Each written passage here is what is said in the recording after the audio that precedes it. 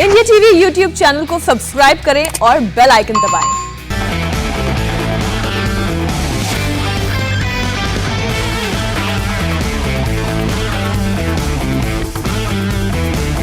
नमस्कार। आज की बात में आज मैं आपको दिखाता हूं कि नरेंद्र मोदी को सियासत के मैदान का गेम चेंजर क्यों कहते हैं। आज मैं आपको बताऊंगा कि नरेंद्र मोदी कैसे पासा पलट देते हैं। मोदी ने आज पश्चिम बंगाल में इलेक्शन कैंपेन में अपना कमाल दिखाया। पुरुलिया की पब्लिक मीटिंग में मोदी ने न सिर्फ 3.5 मिनट में ममता बनर्जी के पूरे इलेक्शन कैंपेन को डाइवर्ट कर दिया। ममता ने बंगाल में खेला होबे को बड़ा चुनावी नारा बनाया है। ममता बनर्जी अपनी हर रैली में कई बार ये नारा लगवाती हैं। आज नरेंद्र मोदी ने इस नारे का मतलब ही बदल दिया। मोदी ने कहा कि ममता दीदी ने 10 साल अगर काम किया होता तो खेला करने की जरूरत ही न पड़ती। अब दीदी चिल्ला रही हैं खेला होबे। और फिर मोदी ने कहा दीदी कहती हैं खेला होबे, बीजेपी कहते हैं विकास होबे। ममता कहती हैं खेला होबे, बीजेपी कहती है स्कूल और अस्पताल होबे। इसी अंदाज में जब मोदी 3.5 मिनट तक धारा प्रवाह बोले, बंगला में बोले, तो बीजेपी के कार्यकर्ताओं का जोश देखने लायक था। मोदी ने उनसे कहा ममता बनर्जी ने बंगाल में 10 साल खेल लिया, अब जनता इनका खेला खत्म करेगी। पश्चिम बंगाल में टीएमसी के दिन अब गिनती के ही रह गए हैं और ये बात ममता दीदी भी अच्छी तरह समझ रही है और इसलिए वो कह रही है खेला हो गए। जब जनता की सेवा की प्रतिबद्धता हो,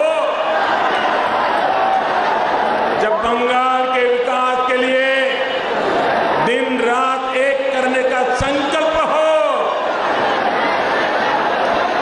तो दीदी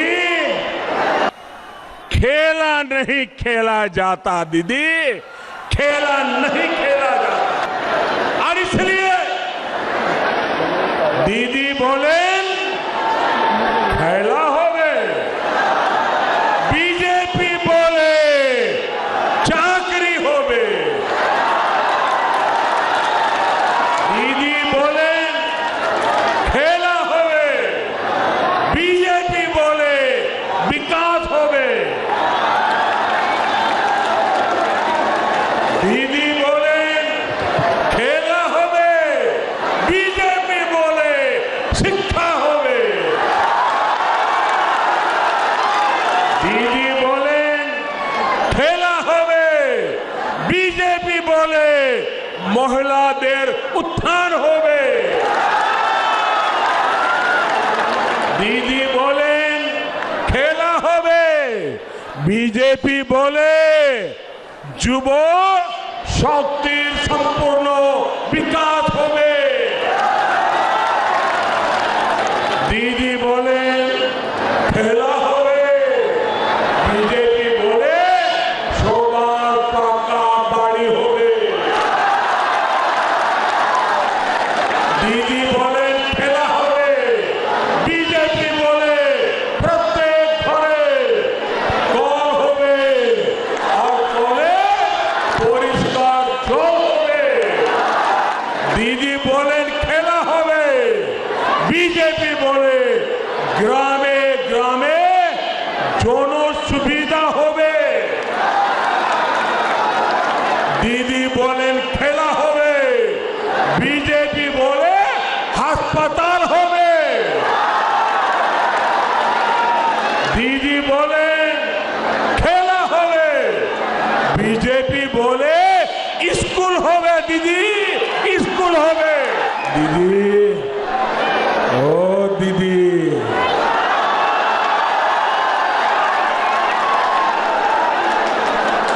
বাংলার ভাই বোনেদের চিন্তার খেলা আপনি 10 বছর খেলেছেন। খেলা শেষ হবে, বিকাশ আরম্ভ হবে।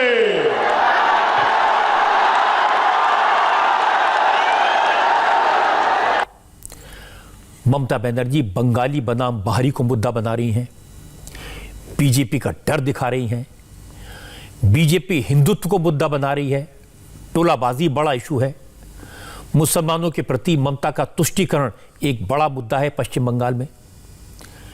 बीजेपी ने राजनीतिक हिंसा को इशू बनाया और सब नेता आकर इन्हीं इश्यूज पर बोलते हैं। मोदी ने भी इन्हीं मुद्दों पर बात की, लेकिन अंदाज सबसे अलग। मोदी ने तुष्टीकरण की बात की, लेकिन अलग स्टाइल में। ना जय श्री राम के नारे लगवाए, ना ममता के मुस्लिम प्रेम की बात की, और यह देखने लायक है, ना तो अपनी भक्ति दिखाई, न अपनी आस्था की बात की। मोदी ने कहा, दीदी बदली बदली सी लगती हैं, लेकिन बदलाव दिखावा है और जनता इस दिखावे को समझ चुकी है। दीदी को बंगाल के लोगों के हितों से ज्यादा खेल की चिंता पड़ी है, लेकिन दीदी ये भूल रही है कि इस बार खुद बंगाल की जनता उनके विरोध में खड़ी है। 10 साल के तुष्टीकरण के बाद लोगों पर लाठियां डंडे चलवाने के बाद अब ममता दीदी अचानक बदली बदली सी दिख रही है। ये हृदय परिवर्तन नहीं है, ये हारने का डर है। ये बंगाल की जनता की नाराजगी है जो दीदी से सब कुछ करवा रही है। दीदी आप ये सब करते रहिए, हर तरह से खेलते रहिए, लेकिन ये मत भूलिए कि बंगाल की जनता की याददाश्त बहुत तेज होती है। बंगाल की जनता को याद है कि गाड़ी से उतरकर आपने कितने लोगों को डांटा फटकारा है और पुलिस को कह रहे थे पकड़ो, जेल में डाल दो। तुष्टीकरण के लिए आपकी हर कार्रवाई बंगाल के लोगों को याद है। साथियों, आपको याद है ना, दीदी के सारे कारनामे याद है ना। चूंकि ममता बनर्जी नंदीग्राम में 28 घंटों के दौरान 19 मंदिरों में गई थी, आजकल हर रैली में चंडी पाठ करती हैं, इसीलिए मोदी ने कहा ममता कुछ बदली बदली सी लगती हैं। इसके बाद नरेंद्र मोदी ने दलित, आदिवासी और गरीब का इशू उठाया। असल में ममता बनर्जी ने कल जो घोषणा पत्र जारी किया है, उसमें गरीबों को हर साल 6,000 रुपए, गरीब दलित को हर साल 12,000 रुपए देने की बात की गई है। महिषी और मटुआ जैसी जातियों को दलित वर्ग में शामिल करके आरक्षण देने का वादा किया गया है। आदिवासियों को पक्के घर दिए जाएंगे, यह कहा गया है। आज इसीलिए मोदी ने कहा ममता की तुष्टीकरण की नीतियों के कारण दलित, आदिवासी और गरीबों का हक मारा गया। ममता ने माफिया के जरिए, टोलाबाजी के जरिए गरीबों को लूटा, अब पैसा देकर वोट खरीदना चाहती हैं। और इसके बाद मोदी ने बीजेपी और तृणमूल कांग्रेस का फर्क समझाया। मोदी ने अपनी सरकार और ममता की सरकार का फर्क बताया। मोदी ने कहा उनकी सरकारी नीति है डीबीटी यानी डायरेक्ट बेनिफिट ट्रांसफर, जबकि दीदी की सरकारी नीति है टीएमसी यानी ट्रांसफर माई कमीशन। भाजपा की केंद्र सरकार की नीति है डीबीटी। डीबीटी यानी डायरेक्ट बेनिफिट ट्रांसफर। पश्चिम बंगाल में दीदी सरकार की दुनीति है टीएमसी यानी ट्रांसफर माई कमीशन। हम डीबीटी वाले हैं जो डायरेक्ट बेनिफिट ट्रांसफर की बात करते हैं, वो टीएमसी ट्रांसफर माई कमीशन में ही डूबे हुए। यहां आयुष्मान योजना क्यों नहीं लागू हुई? क्योंकि ट्रांसफर बाय कमीशन नहीं हो पाया। यहां किसानों के बैंक खातों में हजारों रुपए जाने से क्यों रोक दिया गया? क्योंकि ट्रांसफर बाय कमीशन नहीं हो पाया। अब आप ही बताइए साथियों, पश्चिम बंगाल में भाजपा सरकार चाहिए कि नहीं चाहिए? पश्चिम बंगाल का विकास चाहिए कि नहीं चाहिए? पश्चिम बंगाल के नौजवानों का भविष्य चाहिए कि नहीं चाहिए? पश्चिम बंगाल के आदिवासियों को हक मिलना चाहिए कि नहीं मिलना चाहिए? पश्चिम बंगाल की माताओं बहनों को सम्मान मिलना चाहिए कि नहीं मिलना चाहिए? बस आपका यही जोश हर सिंडिकेट, हर टोला बाज का होश उड़ा रहा है। और इसलिए दीदी को आपके जनधन बैंक खातों से डर लगता है। बंगाल में खुले करोड़ों जनधन खाते, आपका हक आपको ही मिले, इसकी गारंटी है। आज नरेंद्र मोदी ने हजारों लोगों की भीड़ के सामने बीजेपी के उन कार्यकर्ताओं के परिवार वालों को सिर झुकाकर प्रणाम किया जो बंगाल में राजनीतिक हिंसा में मारे गए हैं। मोदी ने बीजेपी कार्यकर्ताओं के परिवार वालों को शॉल ओढ़ाया, उन्हें सम्मानित किया और इसके बाद राजनीतिक हिंसा के सवाल पर ममता बनर्जी पर तीखा हमला किया।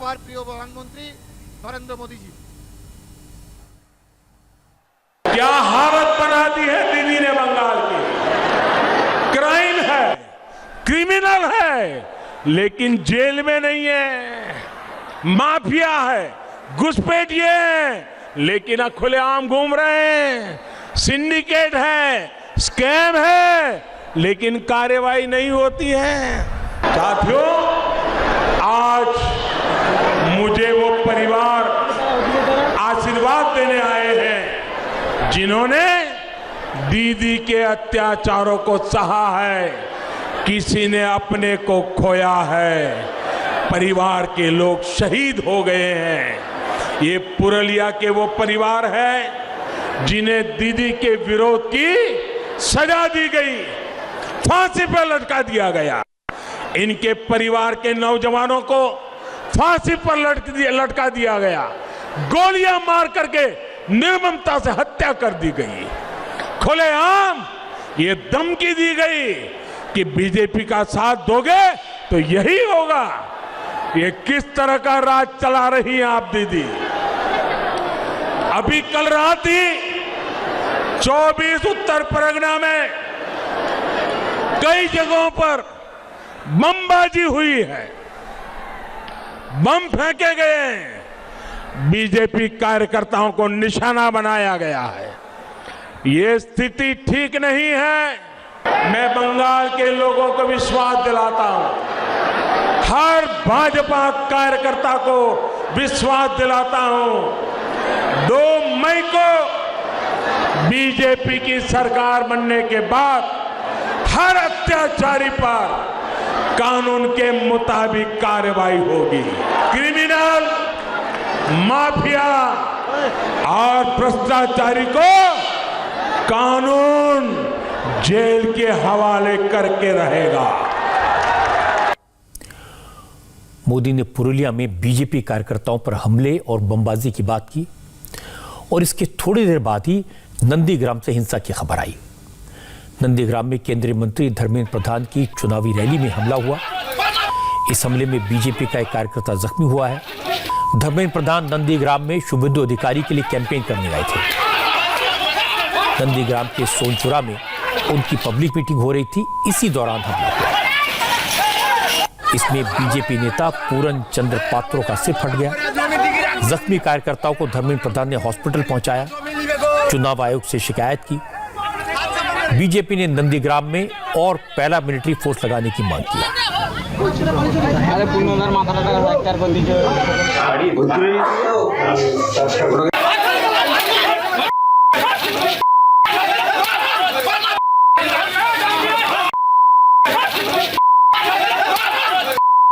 भाई ये प्रजातंत्र है, चुनाव सभी के लिए है, सबको लड़ने के अधिकार है, लेकिन ये बमबारी होगा, लोगों को जानलेवा हमला होगा, यह बहुत चिंताजनक विषय। प्रजातंत्र में लोकल पुलिस अगर टीएमसी के साथ मिल जाएगा, मैं चुनाव आयोग को निवेदन करता हूं तुरंत हस्तक्षेप करे, पैरामिलिट्री फोर्स यहाँ पेट्रोलिंग बढ़ाए, पब्लिक को तो रहम करिए दीदी जी। ये जो निहत्थे लोग प्रजातंत्र में ऐसा कोई जरूर, आप तो तानाशाह नहीं हो कि आप ही को सब समर्थन करेंगे। मैं देख रहा हूं कि बंगाल में जैसे जैसे चुनाव की तारीख करीब आती जा रही है, खूनी खेल बढ़ता जा रहा है।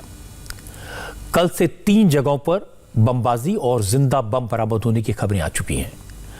कल रात बैरकपुर से बीजेपी के एमपी अर्जुन सिंह के घर पर बम से अटैक हुआ।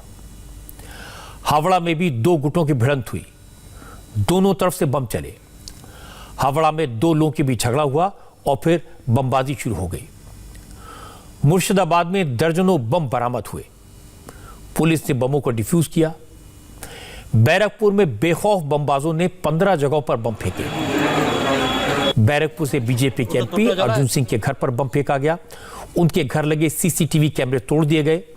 जिस जगह हमला हुआ वहां बीजेपी का ऑफिस भी है। अर्जुन सिंह ने इस मामले में टीएमसी कार्यकर्ता नामित सिंह के खिलाफ एफआईआर दर्ज कराई। हालांकि बैरकपुर के पुलिस कमिश्नर ने बताया ये एक पॉलिटिकल क्लैश था। बीजेपी और टीएमसी के कार्यकर्ताओं ने एक दूसरे पर हमला किया। दोनों तरफ से दोनों पार्टी के लोग जमा होकर के एक दूसरे के ऊपर बम फेंके हैं, झगड़ा लड़ाई हुआ है, लोगों के घर में घुस के तोड़ फोड़ किया गया है। तो हम लोगों को कंप्लेन मिला है, हम लोग इंक्वायरी कर रहे हैं, जो लोग कल्प्रिट्स हैं सबको अरेस्ट किया जाएगा। ठीक है। ये पॉलिटिकल जो अभी इलेक्शन कमीशन आने वाला है, ये पॉलिटिकल है कि नॉन पॉलिटिकल है? पूरा पॉलिटिकल है, फुल पॉलिटिकल है। टीएमसी का आदमी लोग, बीजेपी का आदमी लोग, पूरा बम चार्ज और लड़ाई झगड़ा हुआ है, दरवाजा तोड़ा तोड़ी हुआ है। पुलिस इसे बराबर की चोट कहती है, लेकिन बीजेपी के नेता बैरकपुर पुलिस पर टीएमसी के इशारे पर काम करने का आरोप लगा रहे हैं। अर्जुन सिंह ने कहा, जब टीएमसी के लोग हमला करते हैं तो पुलिस के कैमरे बंद हो जाते हैं, सीसीटीवी कैमरों में कुछ भी रिकॉर्ड नहीं होने दिया जाता। 2019 से अभी तक 5 बार हमारे घर पर हमला हुआ चुका, और सबसे बड़ी बात है कि हमलावर जो है जब पुलिस रहती है तभी हमला करते हैं, और पूरा पुलिस का प्रोटेक्शन उनको मिला हुआ। पिछले समय जो हमला हुआ उसमें तो इलेक्शन कमीशन की बंगाल में कोड ऑफ कंडक्ट लागू नहीं था, पुलिस और ममता बनर्जी मिलजुल कर काम कर रहे थे। लेकिन अभी तो इलेक्शन कोड ऑफ कंडक्ट चालू है, इसके बावजूद भी पुलिस की उपस्थिति में बम चल रहा है, गोली चल रही है, पुलिस के कैमरे तोड़ दिए जा रहे हैं ताकि किसी का चेहरा न नजर आए। जब भी आज तक घटना घटी है, तृणमूल के लोग बीजेपी के लोगों पर हमला किए हैं या घटने हैं, तब उस समय हमेशा पुलिस का जो कैमरा होता है वो खराब रहता है। बंगाल में हिंसा को लेकर बीजेपी और टीएमसी दोनों ने इलेक्शन कमीशन के अधिकारियों से मुलाकात की। बीजेपी के नेताओं ने इलेक्शन कमीशन के सीईओ से मुलाकात की। बीजेपी ने नंदीग्राम और बैरकपुर में हिंसा को लेकर इलेक्शन कमीशन में शिकायत की है। बीजेपी ने बैरकपुर पुलिस पर पक्षपात का आरोप लगाया।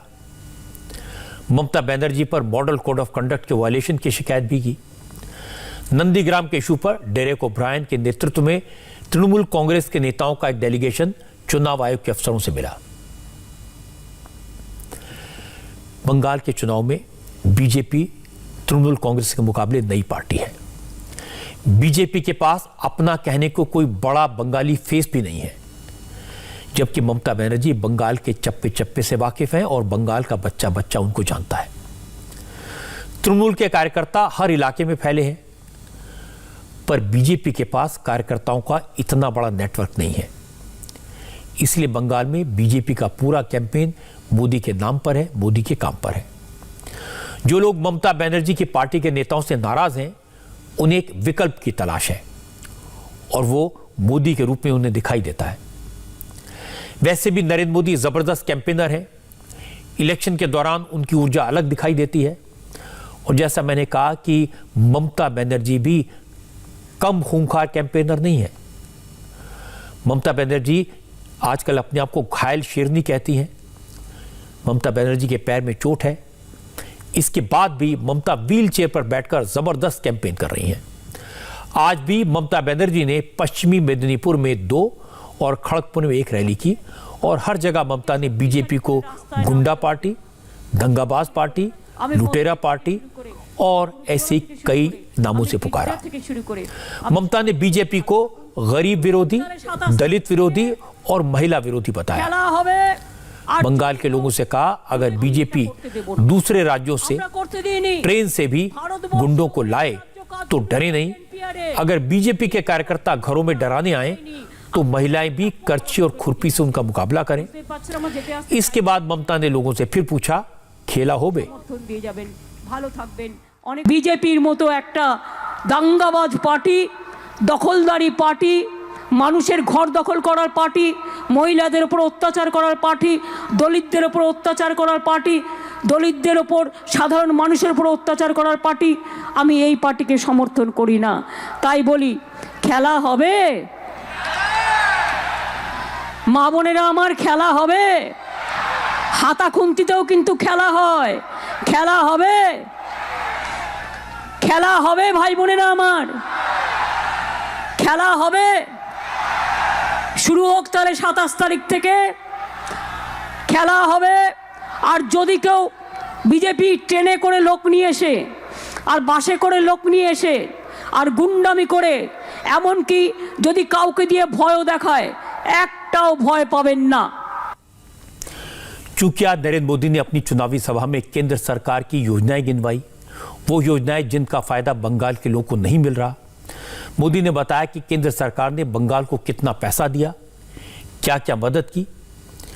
इसलिए आज ममता बनर्जी ने कहा, जब बंगाल पर तूफान की मुसीबत आई उस वक्त बीजेपी का कोई नेता नहीं आया। अब चुनाव के वक्त बीजेपी के लोग पैसा लेकर बंगाल पहुंच गए हैं, लोगों के वोट खरीदना चाहते हैं, वोट लूटना चाहते हैं, लेकिन बीजेपी का यह सपना पूरा नहीं होगा। কোথায় থাকে বিজেপি পার্টি? আমফানের দুর্যোগ, মানুষের কত ক্ষতি হলো। একটা দুটো কেসে একটু ভুলভাল হতে পারে, কিন্তু বলুন তো, হাজার হাজার কোটি টাকা আমরা দিয়েছি আমফানে, দুর্যোগে, যখন মানুষগুলো দুর্যোগে ছিল। কোথায় ছিলে নরেন্দ্র মোদী? কোথায় ছিলে বিজেপি? কোথায় ছিলে তোমাদের চেলা চামুন্ডারা? কোথাও ছিল না। নির্বাচন আসলে তখন তোমরা ক্যাশ নিয়ে বেরিয়ে পড়ো, ক্যাশ নিয়ে বেরিয়ে পড়ে মিথ্যে কথার গ্যাস বেলুন, আর নির্বাচনের সময় ক্যাশ বেলুন, হর্স ট্রেডিংয়ে হর্স পাইপের মতো টাকা বিলোয়। আরে এ টাকা কার টাকা? আপনার টাকা, আমার টাকা, জনগণের টাকা। জনগণের টাকা ধোকা দিয়ে বিজেপি একদিন একটা বিড়ি 3 বার টানতে পারতো না, একটা বিড়ি খেতে পারতো না। আর আজকে কোটি কোটি টাকা, বাংলায় যত হোটেল সব বুক, 100টা ফ্লাইট ভাড়া করেছে, কত হেলিকপ্টার তার ঠিক নেই। হাজার হাজার নেতারা বাইরে থেকে এসে ঘুরে বেড়াচ্ছেন আর ভোট লুট করার স্বপ্ন দেখছেন। घायल शेरनी की सियासत का अंदाज देखिए। ममता बंगाल के लोगों को बीजेपी से बिल्कुल न डरने के लिए कहती हैं और फिर खुद बीजेपी से डराती हैं। ममता ने एनआरसी और एनपीआर का डर दिखाया, कहा बीजेपी वाले एनपीआर के नाम पर डरा रहे हैं। पॉपुलेशन रजिस्टर से नाम हटाने का डर दिख रहा है, लेकिन जब तक ममता बनर्जी की सांस चलेगी तब तक ममता ऐसा नहीं होने देंगी। হিন্দু, মুসলিম, শিখ, ইসাই আপোষ মেটায় না ভাই ভাই, সবাইকে নিয়ে আমরা চলবো। নিশ্চিন্তে থাকবেন বাংলার মানুষ। আমরা থাকতে আমি আপনাদের পাহারাদার। ভারতবর্ষে অনেক রাজ্য কাজ শুরু করেছে এনপিআরের, কিন্তু পশ্চিম বাংলা করতে দেয়নি। আমরা একটা পরিবারকেও বাংলা থেকে হাঁটাতে দেব না, আমরা একটা পরিবারের গায়েও হাত দিতে দেব না। তাই মনে রাখবেন, এনপিআর করতে দিইনি একমাত্র আমরা, পশ্চিম বাংলা। কারণ আমি যখন লড়াই করি, আমি বাঘের বাচ্চার মতো লড়াই করি। আমাকে তোমরা মারো আর ধরো আর পেটাও, যতক্ষণ আমার বুকে থাকবে আস, যতক্ষণ চলবে শ্বাস, জেনে রেখে দিও, আমি মাথা নত করতে শিখিনি, আমি মাথা নত করব না। মাথা নত করতে হলে আমি মানুষের কাছে মাথা নত করব। একবারের জায়গায় 1000 বার বলবো, আমার মাথা নত করে দাও হে তোমার চরণ ধুলার তলে। ममता बनर्जी बंगाल के लोगों से बार बार कहती हैं कि बंगाल को बंगाली ही चला सकते हैं। बीजेपी के लोग बाहर के हैं, बंगाली नहीं हैं। ये लोग बाहर से पैसा लेकर बंगाल को लूटने आए हैं। ममता बनर्जी बंगाल के लोगों को ये भी कहकर डराती हैं कि अगर बीजेपी बंगाल में आई तो एनआरसी आएगा, एनपीआर आएगा और लोगों को बंगाल से भागना पड़ेगा। बंगाल के लोगों की भावनाओं को ममता बनर्जी बड़ी अच्छी तरह समझती हैं, पर उनकी परेशानी है कि पिछले 5 साल में उनकी पार्टी के नेताओं ने जबरदस्त लूट खसोट की है, आम जनता को परेशान किया है। उन्होंने गाड़ियां खरीदी हैं, मकान बनाए हैं। तृणमूल कांग्रेस के नेताओं की प्रॉस्पेरिटी दिखाई देती है।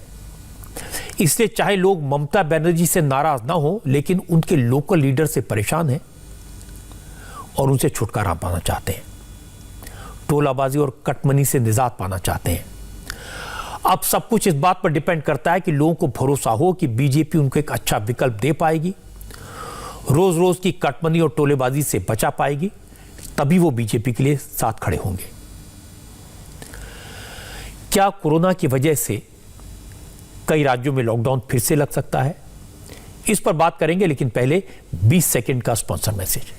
आखिर क्या हैं वो फीचर्स जो इंडिया टीवी लाइव ऐप को बनाते हैं सबसे अलग, सबसे बेहतर, और जिसने दिलाया इसे देश की सबसे इनोवेटिव न्यूज ऐप का खिताब? चलिए देखते हैं। बेहद साफ आवाज में टेक्स्ट टू स्पीच जो पढ़कर सुनाए आपको आपके। आगे की खबर बताएं, इससे पहले एक काम की बात आपको बता दूं। आप दुनिया के किसी भी कोने में हो, अब आप बड़ी आसानी से इंडिया टीवी देख सकते हैं, बड़े आराम से देख सकते हैं। इसके लिए आप इंडिया टीवी ऐप डाउनलोड कर लें। तरीका बहुत आसान है। प्ले स्टोर या ऐप स्टोर में जाएं, इंडिया टीवी ऐप सर्च करें, इसे डाउनलोड कर लें। अब आप बड़े आराम से बिना किसी डिस्टरबेंस के बिल्कुल साफ साफ सारी खबरें इंडिया टीवी पर देख सकते हैं, नॉन स्टॉप, कहीं भी, कभी भी।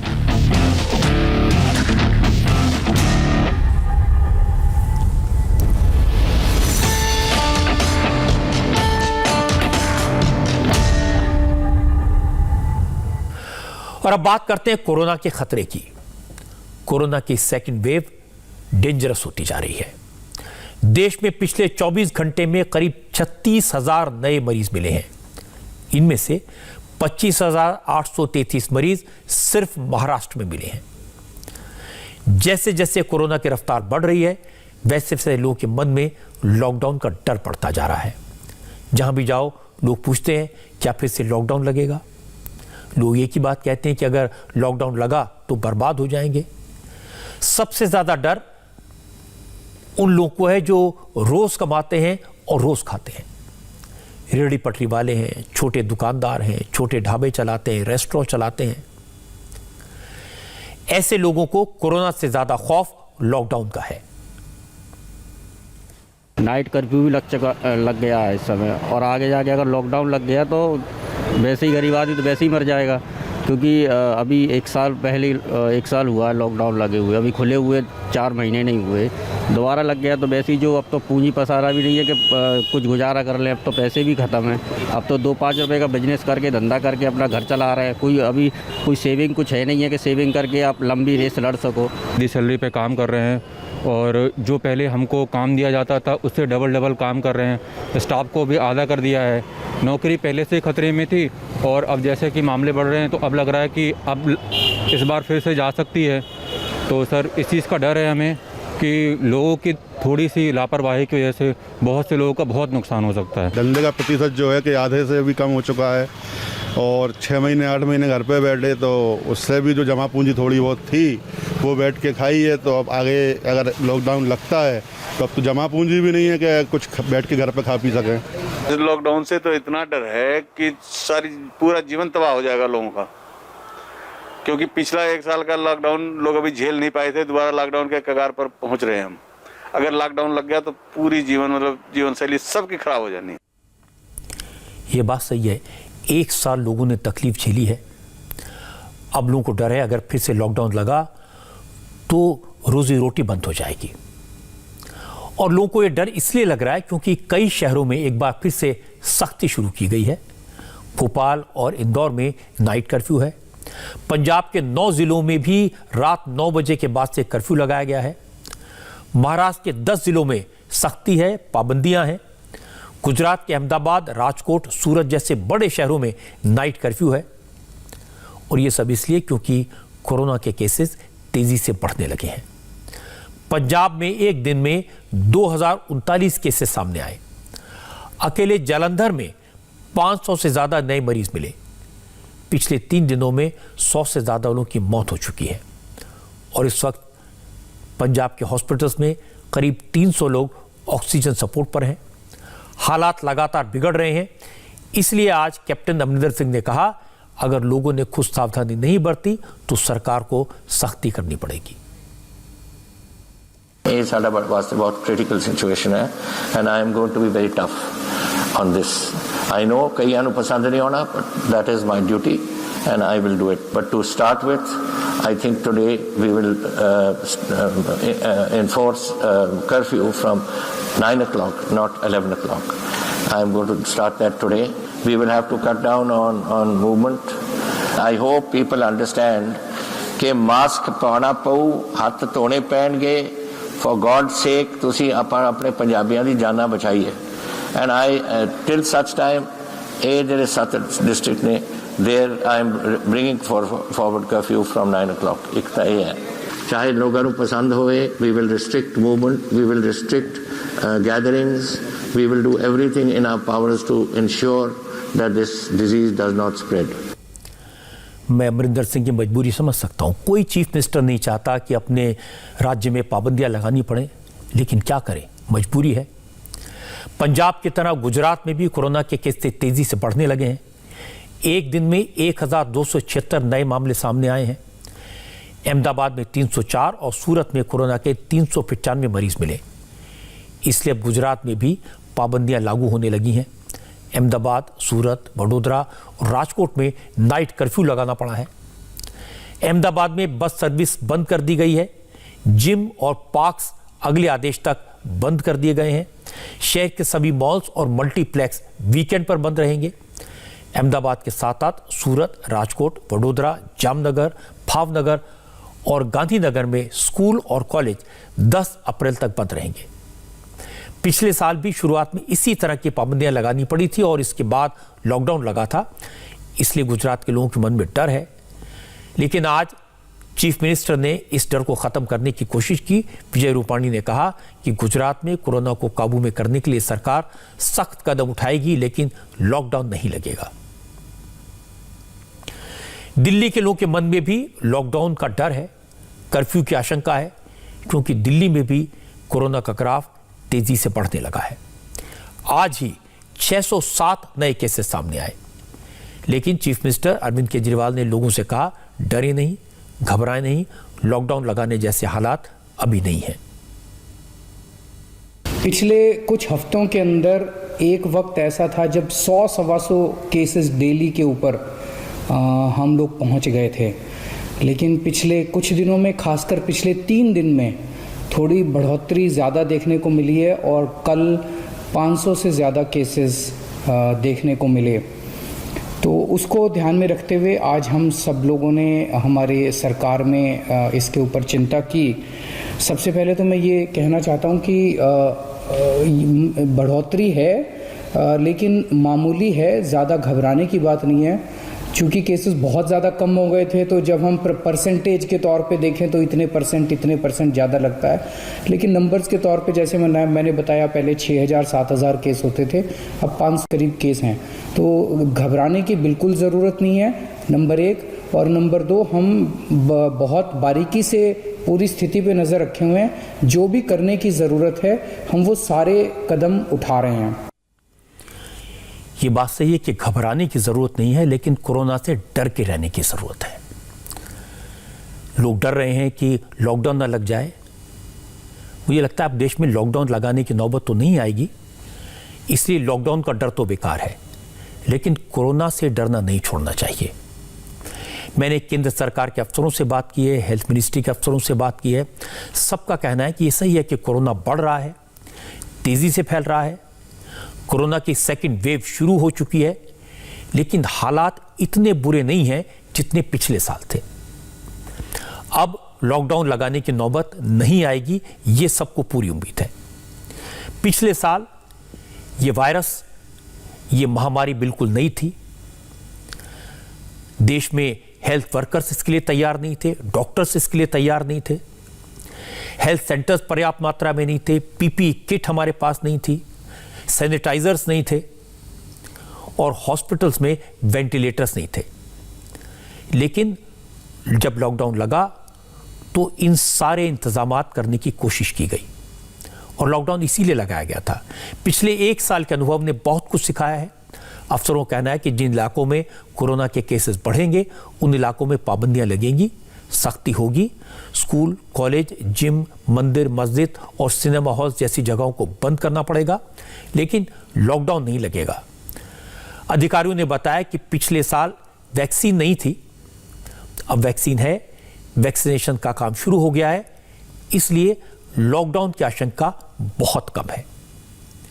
मैं आपको बता दूं कि हमारे देश में पिछले 61 दिन में करीब 4 करोड़ लोगों को वैक्सीन की डोज दी जा चुकी है। शुरुआत में वैक्सीनेशन की रफ्तार धीमी थी, स्लो थी, लेकिन अब एक दिन में 20 लाख डोजेज दी जा रही हैं। आज भी शाम 7 बजे तक करीब 18 लाख वैक्सीन डोज दी गई।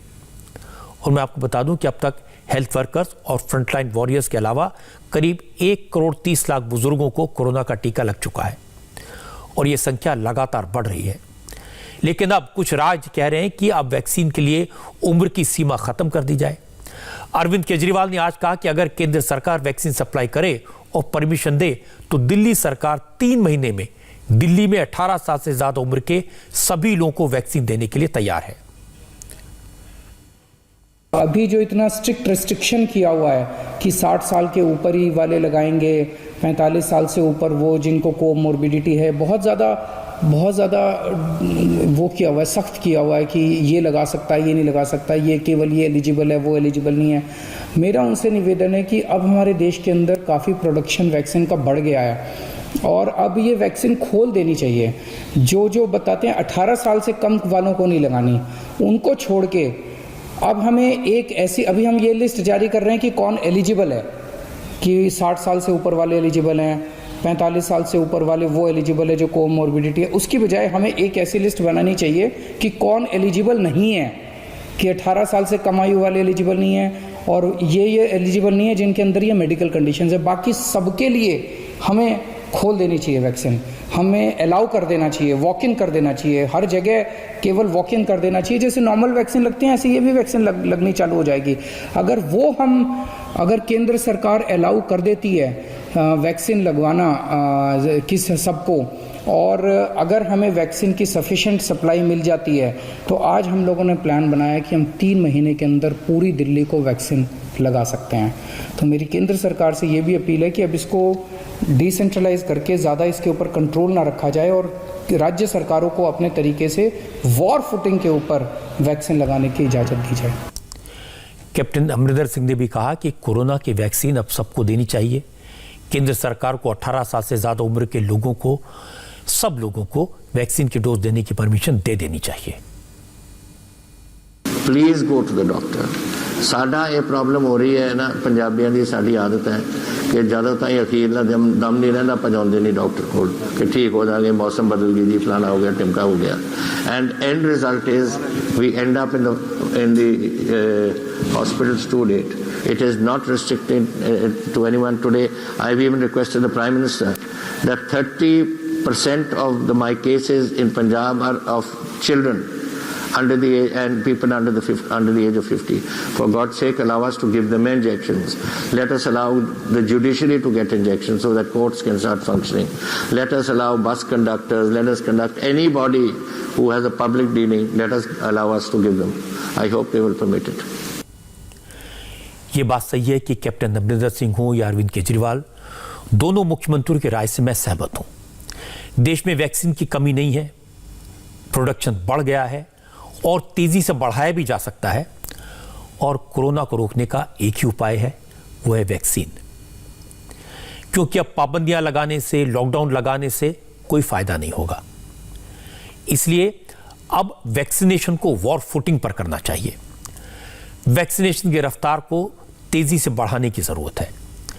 45 साल से ज्यादा लोगों को वैक्सीन लेने की छूट दी जा सकती है शुरुआत में, इसके लिए किसी तरह का रजिस्ट्रेशन ना हो, जो चाहे वो वैक्सीनेशन सेंटर पर जाए और टीका लगवा कर लौट आए।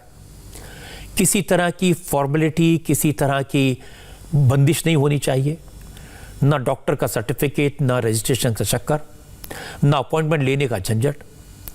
मुझे लगता है अगर संभव हो तो वैक्सीन की अवेलेबिलिटी है, अगर कह रहा हूं तो 18 साल से ऊपर के सभी नागरिकों को कोरोना वैक्सीन लेने की छूट मिलनी चाहिए। बड़ी संख्या में लोग वैक्सीन लगवाना चाहते हैं लेकिन सरकारी परमिशन नहीं है, पाबंदी है, इसलिए वो इंजेक्शन नहीं लगवा पा रहे। मुझे याद है कल ही प्रधानमंत्री ने वैक्सीन की बर्बादी पर चिंता जताई थी। कई राज्यों में वैक्सीन बर्बाद हो रही है, कम संख्या में बुजुर्ग वैक्सीन लगवाने पहुंचे।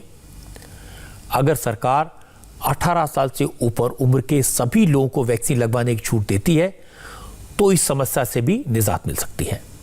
वैक्सीन बर्बाद होने की संभावना खत्म हो जाएगी। वैक्सीनेशन जितना तेज होगा, कोरोना की स्पीड उतनी कम होगी। एक बात और, सिर्फ वैक्सीनेशन से भी भला नहीं होने वाला। वैक्सीनेशन के साथ साथ लोगों को सावधानी बरतनी होगी। लापरवाही बिल्कुल नहीं होनी चाहिए, न सरकारी लेवल पर और न आम लोगों के लेवल पर। इसलिए मास्क लगाएं, सोशल डिस्टेंसिंग का पालन करें, 2 गज की दूरी रखें, बार बार हाथ धोएं। मुकेश अंबानी के घर के बाहर जिलेटिन से भरी गाड़ी पार्क करने वाले असिस्टेंट पुलिस इंस्पेक्टर रह चुके सचिन वाजे के बारे में जो खुलासे हो रहे हैं, उनसे ऐसा लगता है जैसे पूरा पुलिस महकमा उसके इशारे पर चलता था।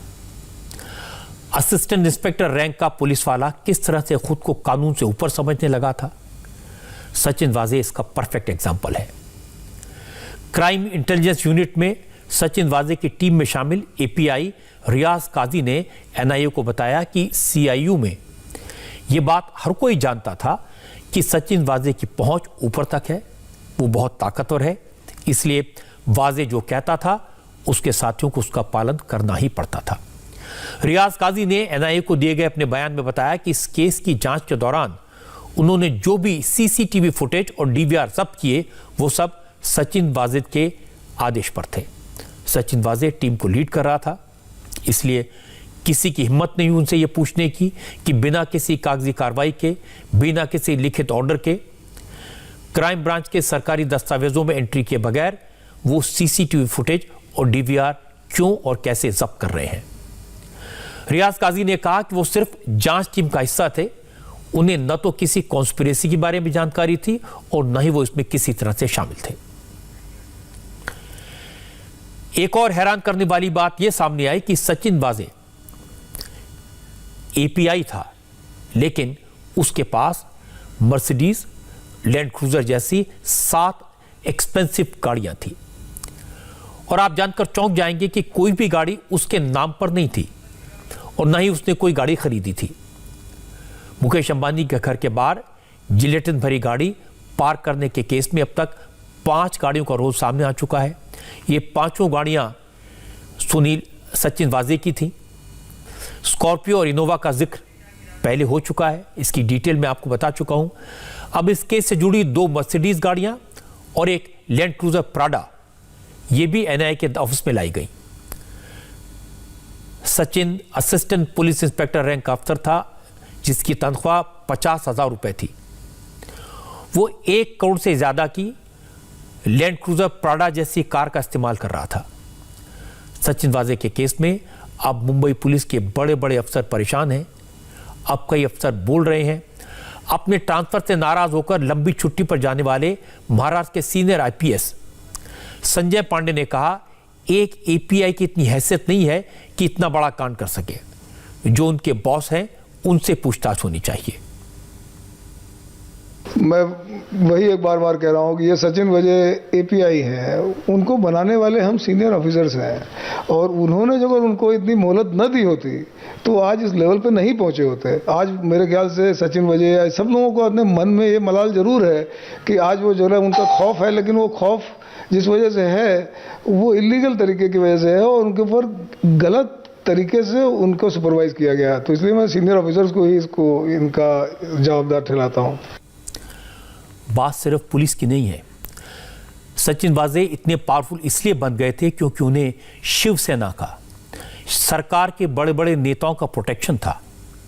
इसीलिए उनकी हिम्मत थी खुलेआम इस तरह का क्राइम करने की, वो क्राइम जिसमें एक आदमी की जान चली गई।